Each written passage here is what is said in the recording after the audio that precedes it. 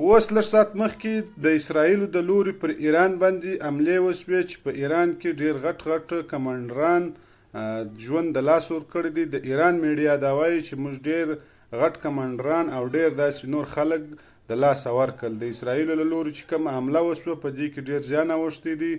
نور معلومات به تاسو ته په بله ویډیو کې درکو. خو ایران دغه پیغام جاری کړي، ایراني میډیا دا پیغام جاری کړي چې 48 غنټې به زموږ خلک، زموږ ولس ډېر تیار اوسیږي. د ایران خلک هغه به په دې ډېر تیار اوسیږي چې 48 غنټې به ډېر څه خطرناک حالات وي.